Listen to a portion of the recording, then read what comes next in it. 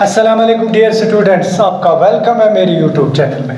बेटा आज हम नीट फिजिक्स 2020 के कुछ और क्वेश्चंस करते हैं। चलिए क्वेश्चन नंबर 42 से शुरू करते हैं। Okay, question is two particles of mass 5 kg and 10 kg are attached to the two ends of a rigid rod of length 1 meter with negligible mass.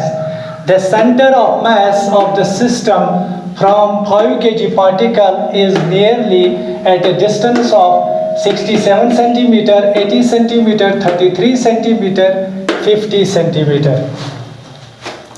बेटा यहाँ क्वेश्चन में हमें टू पार्टिकल्स दिए गए हैं, two particles of mass 5 kg and 10 kg, और इन दो particles को एक रॉड के एंड से अटैच किया गया है और attach to the two ends of a rigid rod. Rod की जो लेंथ है that is 1 metre with negligible mass, यानी रॉड का जो मास है बेटा वो नेग्लिजिबल है, क्योंकि जो सेंटर ऑफ मास होता है उसमें जो रॉड का मास होना चाहिए that should be negligible, otherwise the centre of mass will be changed. So हमें रॉड का जो मास है उसको नेग्लिजिबल कंसिडर करना है। अगर किसी क्वेश्चन में ऐसा मेंशन भी नहीं होता है उस सूरत में भी आपको ये जहन में रखना होता है। ओके, हमें जो है बेटा इस सिस्टम बनता है इन दो पार्टिकल से, पार्टिकल नंबर 1 जिसका मास है 5 kg और पार्टिकल नंबर 2 जिसका मास है 10 kg। ये जो एक सिस्टम बनता है इसका हमें सेंटर ऑफ मास देखना है। लेकिन बेटा यहाँ पर जो सेंटर ऑफ मास देखना है वो देखना है कि 5 kg पार्टिकल से कितना दूर होगा centre of mass, 5 kg particle से कितना अवे होगा सेंटर ऑफ मास।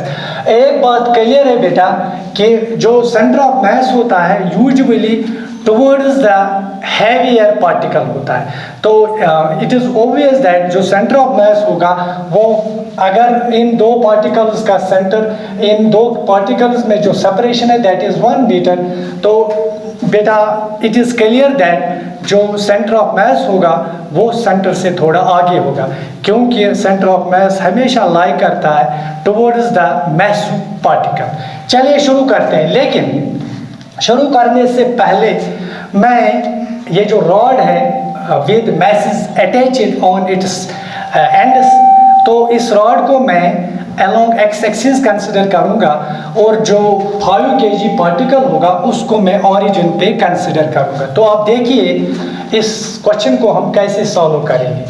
बेटा आप मान लीजिए this is y axis and this is the x axis. Okay, this is the x axis. तो बेटा यहाँ पर दिस इज द ओरिजिन और यहाँ पर हम इस पार्टिकल को कंसिडर करेंगे जिसका मास है 5 kg। ओके, तो हमने 5 kg पार्टिकल को एट द सेंटर पे कंसिडर किया और जो दूसरा पार्टिकल है उसे हम 1 मीटर की दूरी पे दूसरे पॉइंट पे प्लेस करेंगे। दोनों पार्टिकल्स को हम x एक्सिस पे प्लेस करेंगे। ओके, जो दूसरा मास है उसको हम यहाँ पर प्लेस करेंगे। ये जो है बेटा इट इज़ 10 kg। तो इन दोनों में जो सेपरेशन है that is 1 metre, that is 1 meter. Okay, this is the figure and this will help you to solve easily the question. Okay, चलिए आप कोऑर्डिनेट्स, इसके कोऑर्डिनेट्स और इसके कोऑर्डिनेट्स, चूंकि दोनों जो बॉडीज है पार्टिकल्स हैं एक्स एक्सिस पे लाई करते हैं, इनका जो वाई कोऑर्डिनेट होगा वो 0 होगा। तो बेटा इसके जो कोऑर्डिनेट्स होंगे 0 0 होंगी, क्योंकि ये जो पार्टिकल है it is at the origin, और इसके जो कोऑर्डिनेट्स होंगे दैट विल बी 1, 0, क्योंकि बेटा इसका जो एक्स कोऑर्डिनेट होगा वो 1 होगा और वाई कोऑर्डिनेट इसका 0 होगा। तो बेटा सेंटर ऑफ मास का जो होता है उसका एक्स कोऑर्डिनेट भी होता है और उसका वाई कोऑर्डिनेट भी होता है, लेकिन चूंकि हमने इस बॉडी को अलोंग एक्स एक्सिस प्लेस किया तो जो centre of mass Y coordinate होगा वो 0 होगा। वो हम यहाँ फाइंड आउट नहीं करेंगे, हम सिर्फ एक्स कोऑर्डिनेट को फाइंड करेंगे। तो चलिए, आपको पता है x coordinate of centre of mass, x coordinate of centre of मास की फॉर्मूला आपको पता होगी, that is m1 x1 plus m2x2 divided by m1 plus m2। y coordinate या z कोऑर्डिनेट हम यहाँ फाइंड नहीं करेंगे क्योंकि हमने इस सिस्टम को x एक्सिस पे प्लेस किया। तो चलिए अब वैल्यू सब्स्टिट्यूट करते हैं और हमारा जो आंसर है वो निकल आएगा। x coordinate of the centre of mass, this is further equal to बेटा m1 आप देखिए m1 इज 5 kg, सो हम यहाँ लिखेंगे 5, x1 आप देखिए this is x1, y1, x2, y2, this is x1, this is y1, this is x2 and this is y2। बेटा आप मान लीजिए जो सेंटर ऑफ मास है वो कहीं यहाँ पर है, आप मान लीजिए this is the position of centre of mass, this is the position of centre of mass. Okay, तो चलिए x1 बेटा यहाँ 0 है, सो 0 लिखेंगे प्लस m2 कितना है, m2 है 10 kg।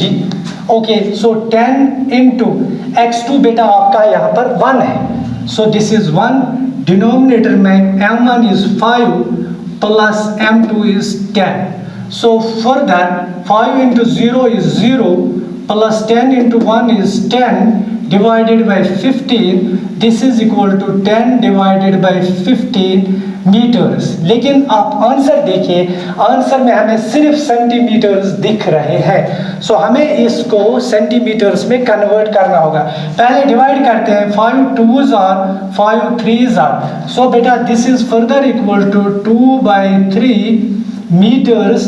अगर आप चाहते हैं कि आपका आंसर सेंटीमीटर में आए तो आपको 100 से मल्टीप्लाई करना होगा, so this will be 2 into 100 that is 200 divided by 3, आपको पता है 200 divided by 3 66 point something होता है, 66 point, यहाँ आपको नियरली जवाब देना है, nearly, so this will be 67 centimeter। तो बेटा जो सेंटर ऑफ मास होगा it will be at a distance of 67 centimeters from 5 kg mass, यानी ये ज़्यादा नज़दीक होगा 10 kg मास को, क्योंकि सेंटर ऑफ मास में हम पढ़ते हैं कि सेंटर ऑफ मास जो होता है always lies towards nearer to the heavier object, so beta center of mass is at a distance of 67 centimeters from the 5 kg particle, so beta the answer is 67 centimeters। और ये question complete हो गया। चलिए बेटा question number 41 करते हैं। Question is when a uranium isotope 92 uranium 235 is bombarded with a neutron, it generates 36 krypton 89, 3 neutrons, and options are 36 krypton 101, 56 barium 144, 40 zirconium 91, 36 krypton 103। बेटा ये क्वेश्चन जो है न्यूक्लियर फिजिक्स से लिया गया है। यहाँ पर यूरेनियम का आइसोटोप हमें दिया गया है, यूरेनियम का आइसोटोप 92 यूरेनियम 235, जिसको हमें एक न्यूट्रॉन से बम्बार्ड करना है, उसको ब्रेकअप करना है। तो जो जनरेट होता है, जो इसमें प्रोडक्ट्स जनरेट होते हैं वो भी यहाँ पर दिए गए हैं। उनमें पहला जो प्रोडक्ट है दैट इज 36 क्रिप्टॉन 89 और दूसरा जो प्रोडक्ट है दैट इज 3 न्यूट्रॉन्स, यानी इसमें से जनरेट होता है। इसको तोड़ने के बाद हमें मिलता है, एक तो मिलता है 36 क्रिप्टॉन 89 और दूसरा जो हमें मिलता है 3 न्यूट्रॉन्स हमें मिलता है। और हमें देखना है कि इस रिएक्शन को बैलेंस करने के लिए जो तीसरा प्रोडक्ट होगा जो हमें मिलना चाहिए वो कौन सा होगा इन 4 ऑप्शंस में। तो आप देखिए, पहले आप याद रखिए, अगर किसी न्यूक्लियस को आपको रिप्रेजेंट करना होगा तो हम लिखते हैं एक्स जेड, सॉरी, तो बेटा हम लिखते हैं ZXA। तो आप याद रखेंगे Z जो होता है नंबर ऑफ प्रोटॉन्स को इंडिकेट करता है, डिनोट करता है, या प्रोटॉन नंबर भी आप कह सकते हो। X जो होता है ये होता है हमारा न्यूक्लियस, जो भी हो, जो भी एलिमेंट हो। और A बेटा होता है number of nucleons. Number of nucleons का मतलब होता है neutrons plus protons, neutrons plus protons. एक बार फिर Z होता है, Z जो होता है नंबर ऑफ प्रोटॉन्स। आपको पता होगा A जो होता है नंबर ऑफ न्यूक्लियॉन्स, न्यूक्लियंस क्या बताया बेटा मैंने, number of protons plus number of neutrons in the nucleus. Okay, तो बेटा यहाँ पर जो हमें दिया गया है दैट इज 92 यूरेनियम 235 प्लस हमें इसको बम्बार्ड करना है न्यूट्रॉन से।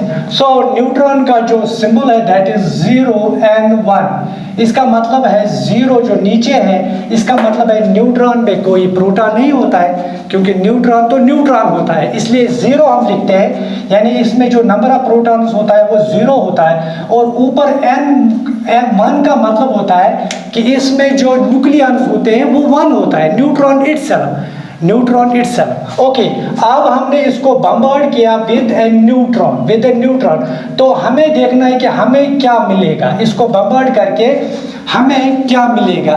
एक तो हमें मिलता है 36 क्रिप्टॉन और ऊपर 89 प्लस यहाँ मेंशन किया गया है, और आपको मिलता है 3 न्यूट्रॉन्स। 3 मतलब 3 0 and 1, यानी न्यूट्रॉन 3 टाइम्स आपको मिलते हैं 3 न्यूट्रॉन। और आपको देखना है कि चौथा जो पार्टिकल होगा, जो तीसरा प्रोडक्ट होगा, डॉटर प्रोडक्ट जो होगा वो कौन सा होगा। ओके, वो हमें देखना है। तो बेटा इसको मैं यहाँ इरेज कर रहा हूँ, तो आप मान लीजिए जो तीसरा प्रोडक्ट होगा वो होगा ZXA, यानी उसमें नंबर ऑफ प्रोटॉन Z होगा और उसमें नंबर ऑफ न्यूक्लियंस A होगा। तो चलिए अब हम इस रिएक्शन को बैलेंस करेंगे और देखेंगे कि X जो है वो कौन सा न्यूक्लियस है, वो कौन सा एलिमेंट रिप्रेजेंट करता है। आप देखिए यहाँ पर टोटल जो प्रोटॉन्स है कितने हैं, एक तो है 92 plus 0। So number of protons को बैलेंस करेंगे। नंबर ऑफ प्रोटॉन्स हम दोनों साइड से देखेंगे बेटा। यहाँ पर है 92 प्लस 0, यहाँ कोई प्रोटॉन नहीं, इज इक्वल टू यहाँ पर है 36 प्रोटॉन्स प्लस यहाँ न्यूट्रॉन में कोई प्रोटॉन नहीं होता है प्लस 0 प्लस यहाँ पर बेटा Z number of protons. Okay, तो बेटा this is 92 minus 36 equal to Z, which implies Z is equal to 12 minus 6 is 6, 8 minus 3 is 5. सो बेटा जो हमारा प्रोडक्ट होगा, जो न्यूक्लियस होगा, जो एलिमेंट होगा, जो जनरेट होगा, उसका जो प्रोटॉन नंबर होगा दैट विल बी 56। ओके, अब देखते हैं कि बेटा जो नंबर ऑफ न्यूक्लियंस है वो कितना होगा।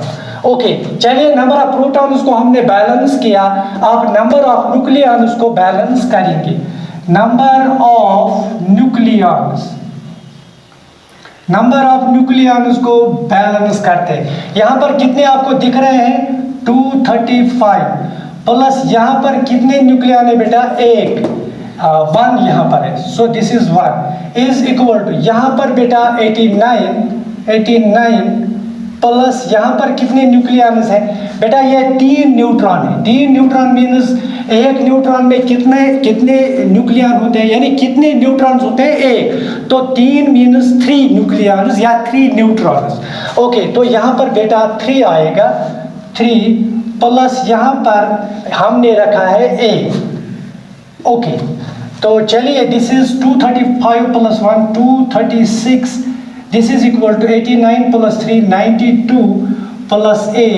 बेटा इसका मतलब ये हुआ कि A की वैल्यू जो है that will be 236 minus 92 that is further equal to 6 minus 2 is 4, 13 minus 9 is 4, 144। सो बेटा Z की वैल्यू है 56 और A की वैल्यू है 144। अब देखिए यहाँ पर कौन सी ऑप्शन करेक्ट है, तो चलिए देखिए यहाँ पर देखिए, यहाँ पर इस बेरियम में कितने प्रोटॉन्स आपको दिख रहे हैं 56, और इसमें कितने न्यूक्लियंस है बेटा 144। So the answer is 56 barium 144। बेटा ये क्वेश्चन कंप्लीट हो गया। चलिए बेटा क्वेश्चन नंबर 44 करते हैं। The question is the increase in the width of depletion region in a PN junction diode is due to both forward and reverse bias, increase in forward bias only, reverse bias only. Beta, this question has been taken from semiconducting devices.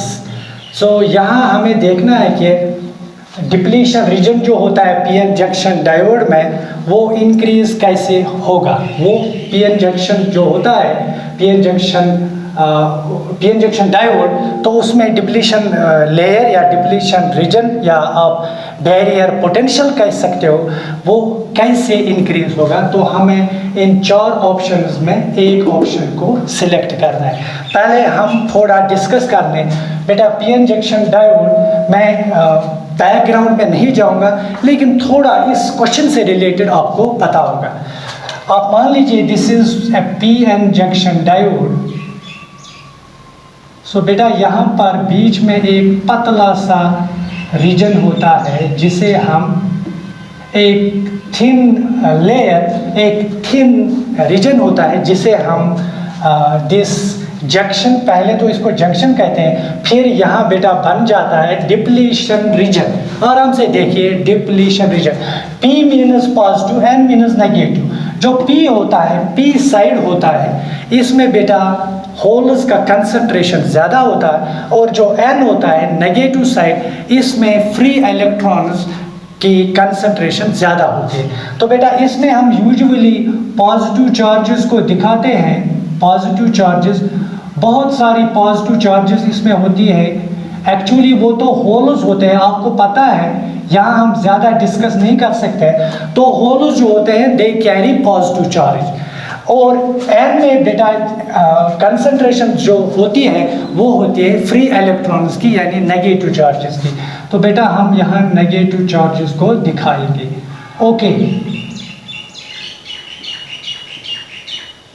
इसके अलावा आप याद रखेंगे on one hand P में ज़्यादा positive charges होते हैं, holes होते हैं बहुत ज़्यादा लार्ज क्वांटिटी में। इसके साथ यहाँ पर कुछ फ्री इलेक्ट्रॉन्स भी हो सकते हैं at room temperature. So occasionally यहाँ पर हम कोई किसी इलेक्ट्रॉन को भी दिखाते हैं, तो हम नेगेटिव साइन से दिखाएंगे यहाँ उन इलेक्ट्रॉन्स को।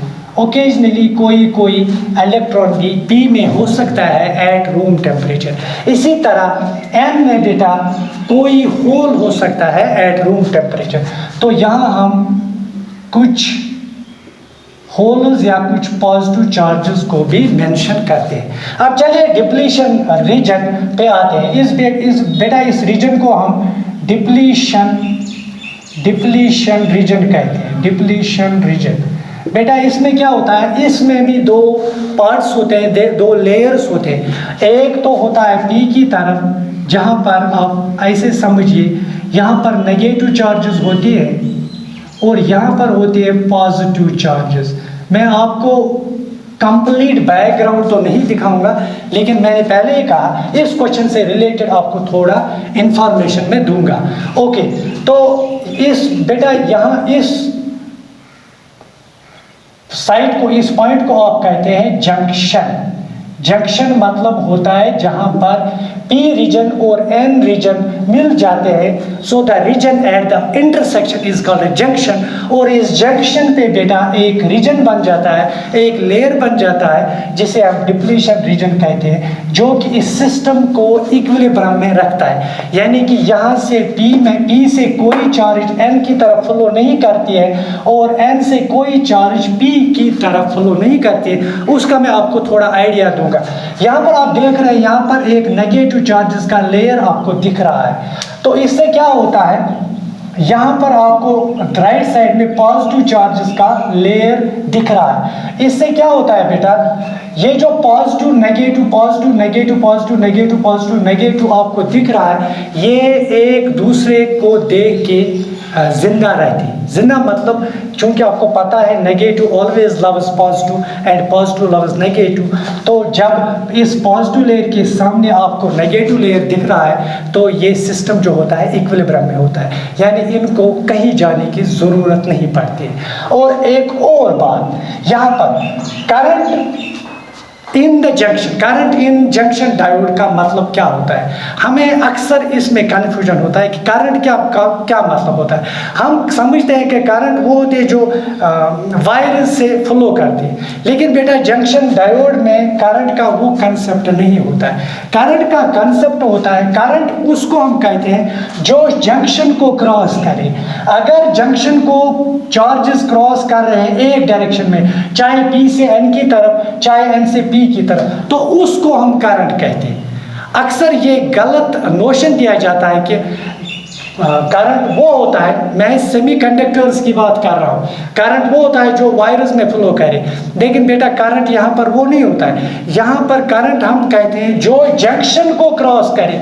अगर P से पॉजिटिव चार्ज जंक्शन को क्रॉस कर रहे हैं तो करंट बनती है। अगर N से P की तरफ नेगेटिव चार्जेस फ्लो करेंगे अक्रॉस द जंक्शन, तो करंट प्रोड्यूस होगी, वरना करंट प्रोड्यूस नहीं होगी। इसके बाद बेटा हम एक्सटर्नल वोल्टेज सोर्स का यहाँ अप्लाई करते हैं, एक्सटर्नल बैटरी को यहाँ लगाते हैं इस PN जंक्शन में। तो बेटा आप देखिए यहाँ पर मैंने वायर्स की हेल्प से एक बैटरी को कनेक्ट किया है। तो आप देखिए यहाँ मैंने इस साइड में प्लस रखा, इस साइड में माइनस रखा। इसको कहते हैं हम फॉरवर्ड बायस।